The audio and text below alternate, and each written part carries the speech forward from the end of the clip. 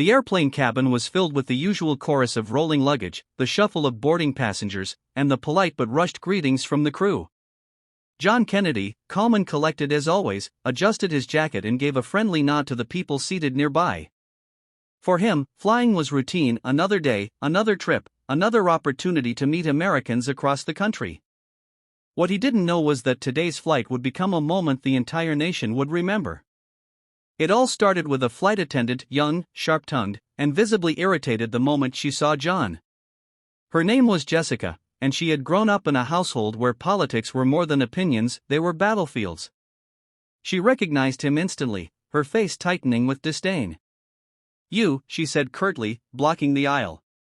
"Are you Senator Kennedy?" John gave a polite smile. "Yes, ma'am. Just here to get to New Orleans, same as everyone else." Jessica's voice dropped, but it was sharp enough for nearby passengers to hear. "I don't want your kind on this plane. People like you spread hate. You make America worse. You need to get off." The cabin fell into a stunned silence. Passengers froze, unsure of whether this was some kind of misunderstanding or a deliberate humiliation. John, still calm, leaned slightly forward. "Ma'am," he said softly, "I paid for this seat just like everyone else. I'm no different from them.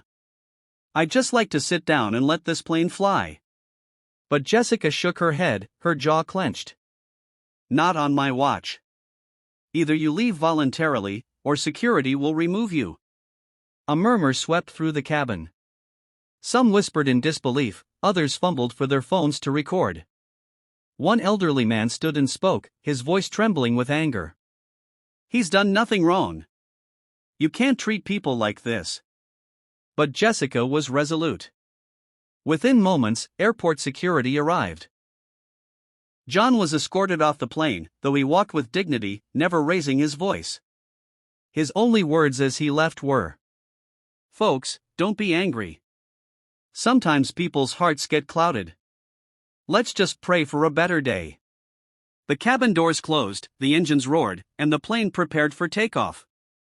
But then, 7 minutes later, the unthinkable happened. As the jet began its ascent, a loud grinding noise erupted from beneath the wings.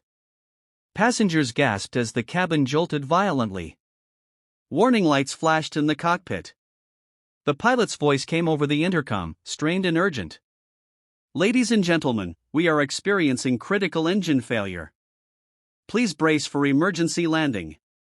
Panic spread like wildfire. The same passengers who moments ago had watched John Kennedy walk off in shame were now clutching their seats, praying, crying, and holding the hands of strangers.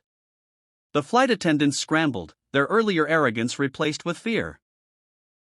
Jessica, pale and trembling, struggled to give instructions, her confidence shattered.